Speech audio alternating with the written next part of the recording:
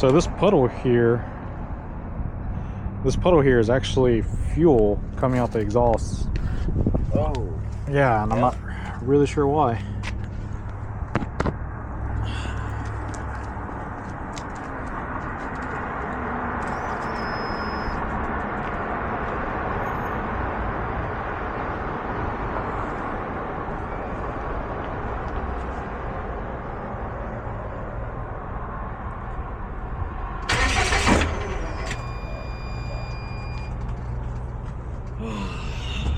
The last time on the STI, we got the link installed, the wiring stuff ran, flex fuel sensor installed, all that stuff is done. So this week what we're doing is we're just going to go over and pull the downpipe off so we can weld the O2 bung in. We've already marked that already. We're going to pull the intake manifold off to install the TGV deletes, and then we're also going to double check his fuel injectors just to see. We thought they were injector dynamics, but now we're not too sure.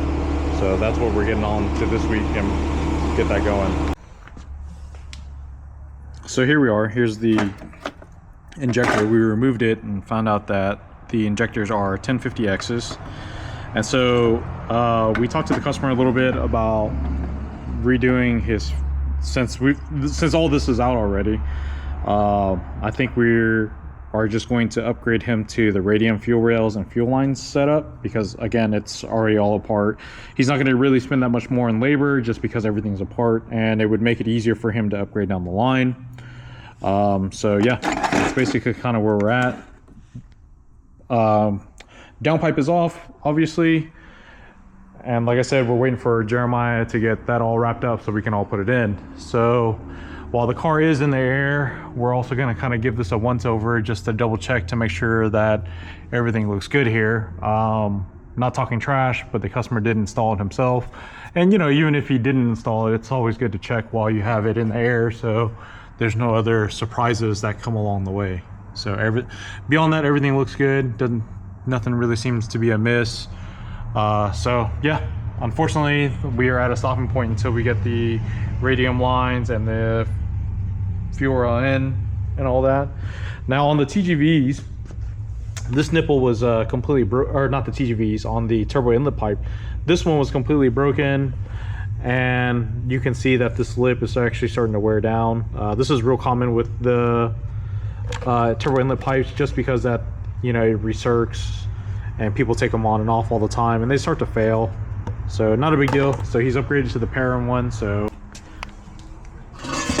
we got the wastegate, or the downpipe back from Jeremiah for the O2 bung, and I don't know if you guys can see that. You probably can't see it, but O2 bung is like right on the right side of the dump, the divorced side of it.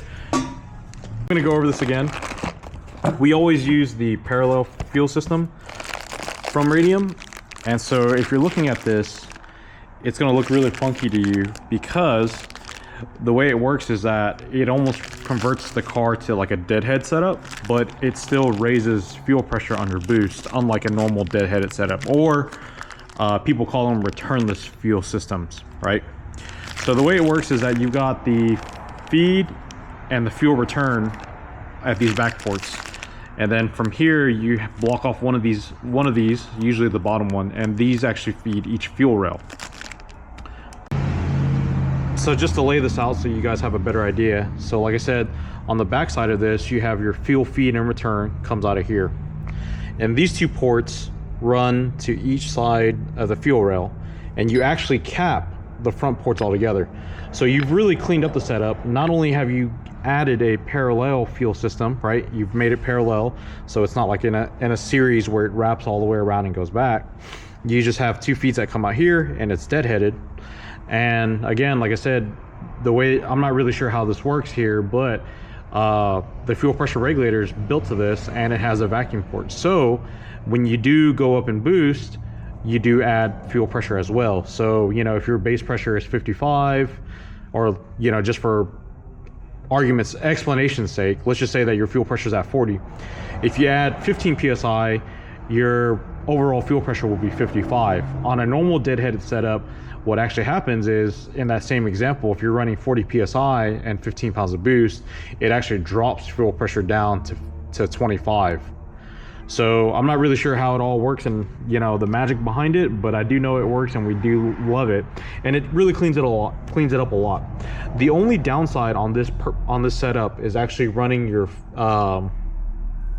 flex fuel sensor in line, and that does create somewhat of a problem. And so what I mean by that is that normally you have your flex fuel sensor on the return side, right? But because that there's no return on this end, you actually have to figure out how to run the flex fuel sensor from this port before it goes back into it. Now, on low horsepower setups, you can actually get away with putting the flex fuel sensor in front of one of these, but it doesn't look as good, and like I said, it does cause a restriction. On low horsepower setups, it doesn't really matter because these fuel lines are 6AN. So the fuel pressure, or the flex fuel sensor, is 3/8, which is essentially 6AN. So that's okay. But once you go up to something like 8AN fuel line and stuff like that, it's going to be a problem. You know, you could do the flex fuel sensor bypass setup. And what that is Radium also sells that, by the way, but basically it adds another orifice for fuel to flow through the flex fuel sensor. So you could do that, but again, it just adds to complexity. So it's, if possible, you try to run the flex fuel sensor on the return side as normal, but it does add some complexity to it. The downside is, though, we didn't anticipate that we were adding the Radium fuel rails to this car until we spoke to the owner and kind of, I hate to say it, but kind of upsold them on it.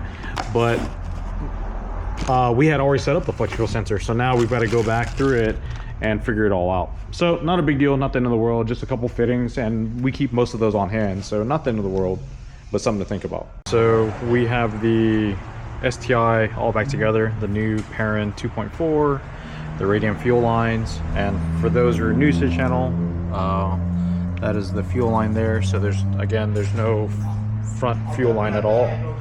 There's no front fuel line at all, and so you only have these two ports here that go to the fuel rail.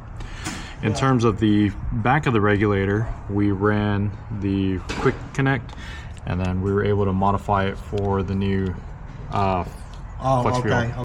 Okay. So the fuel line, we ran a quick connect to the rear fitting here. That's the return to a 90, and then we've got a couple of things here that are wrapped around now. So we shortened this line coming off the flex fuel sensor, going back into the Radium, and on the other side it flips around and goes through there. One thing I wanted to talk about as well too is that this coupler was bad. This coupler is the one that comes off the turbo to the intercooler, right? Can you believe that Subaru wants $300 for this?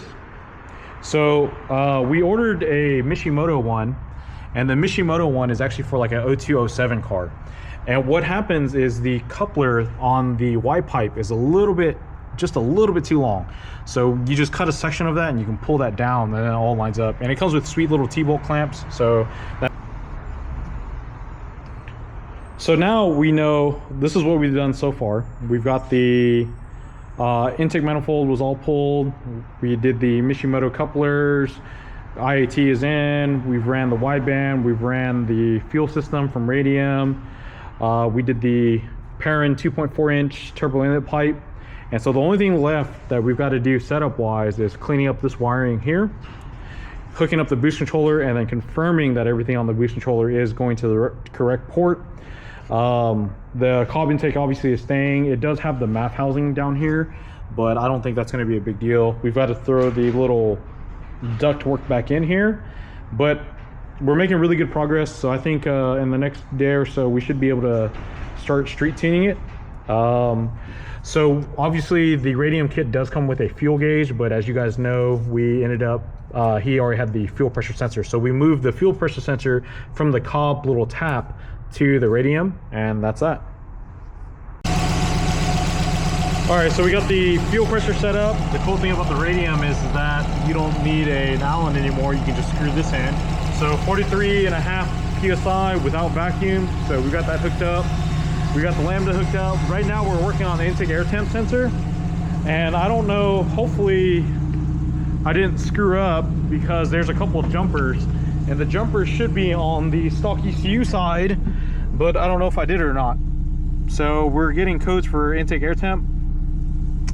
What I'm going to do for now though is I'm just going to lean this out a little bit, because remember, I didn't tune this car really. I just kind of made a quick and dirty base map and it is on ethanol as well, 75% ethanol to be exact. So we're just going to lean this out a little bit now that we're starting to get more and more data in. We still have to sync timing as well, but so as you can see that, you know, this is probably good enough. We had it really excessively rich, honestly. So the goal is anyways to get the fuel completely out of this car anyways, which is where it's on really low. When you're going speed density on these cars, it's the same as like the GRs. So you're going to tap into yellow, blue, and yellow, red. Polarity does not matter. So you can see it's just kind of tied in there for now. And when you go into the software, it's default to AN temp 3, so you really have to change it to AN temp 2, and it actually says like the you know, it's MAF air temp is actually what they call it. So now that we have this all set up, this is basically ready to go now. We have to get the fuel out of it to do 93. The one other thing that we do have to do as well is we have to sync the timing. So I haven't done that yet, which the timing light's been on the Skyline here for a little bit. So I just got to sync the timing. I'm going to shut the car off, and I'll do this off camera, but I'm just going to find the timing mark and then set that all up.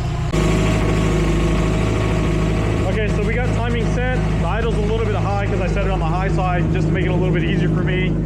So timing is set on my end here. So we are looking good to go. So I'm going to save everything now, and then we'll shut the car off. Well, I'll shut the car off in a second, really. Just make a quick adjustment here just so it doesn't bother me.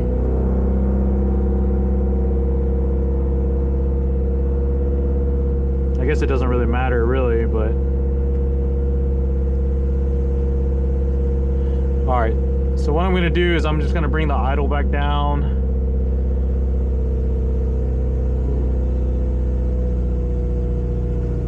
Boop. Okay, so idle is back down, obviously, and we are set up there. So now at this point, all I have to do is just drain the fuel out, make sure that we have a very low ethanol content. We can actually start tuning it finally. So definitely finally made some decent progress on this thing. All right, so right now we're back on the STI. It ran out of fuel, or so we thought, but we went ahead and started adding some pump gas to it, and you can see our ethanol content is 28 or so right now. We're just gonna let it run on this right now because we haven't bled out the coolant. It died while we were bleeding out the coolant, so I just went ahead and threw some pump gas in it just to get the car started. And we're just gonna, as you can see, we're just doing this quick and dirty just to get the car to start and run and bleed out the coolant. There's a slight misfire from here though that seems to come and go, so I think it's mechanical. We'll leave this alone for now, and we'll just let it run. Now that we know that it is got 1050s in it, I can go ahead and start setting this up for the correct injector now that we know what it is. So I'm going to do that in the meantime, and I'm going to keep an eye on the ethanol content. So it was at 30, now it's dropping down to 26. We've got the heat going as well just to get this thing bled. All right, so yesterday we were in the middle of bleeding the coolant. We didn't quite get finished because it just was late in the day. So I'm letting it run now. I topped it off coolant wise, that is, and we're still on E18. So we really want to get that down to E10. So for now though, because everything else is done, I'm going to go ahead and start wrapping up the interior on this thing. So remember, I had this all apart because at the time I wasn't sure if there was anything else that needed to be done, but everything seems to be working now. We're not adding any other modules, so we're going to start wrapping up this interior, and then I got to get a couple more zip ties and we can start putting this thing back and then start driving it. Ugh. All right, so it's freaking cold for us anyways. So I don't know if you guys can see this, but it's 35 right now, so it's definitely warmed up a little bit, but not by much. It's still freaking cold. Feels like 28, which is awesome. So I'm just going to work on cleaning all this up here, and then reinstalling everything, and then going from there.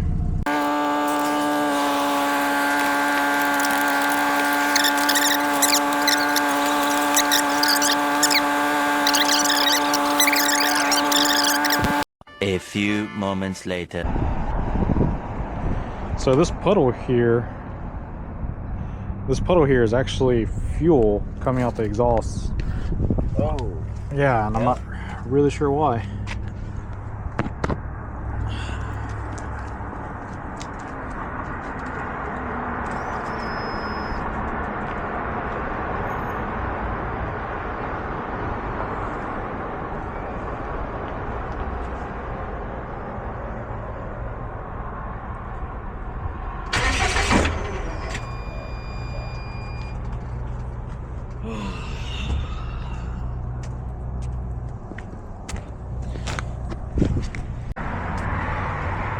So yeah, the motor's hydrolocked from fuel. I don't know why.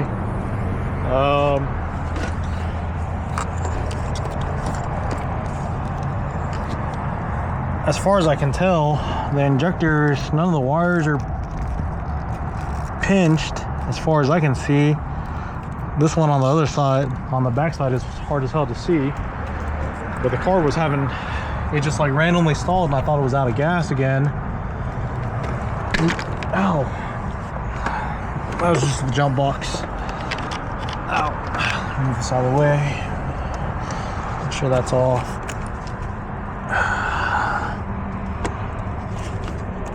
Yeah, it started missing and then it stalled, and I was talking to a customer, so I just let it sit. And suddenly it just started idling really weird, and it died. And it hasn't moved. The only thing that I've done was basically start putting the interior back together, and then my customer showed up, and like I said, it was just running and idling. So I'm not going to start it because I tried to, and it just made this loud clunk noise, and I'm not trying to figure out the hard way. But what I'm going to check though is fuel pressure.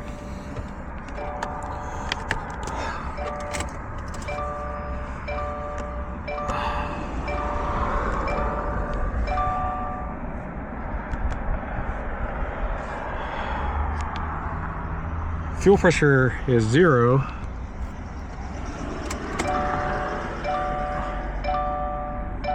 Oh, fuel pressure's dropping real fast. We got an injector that's stuck open.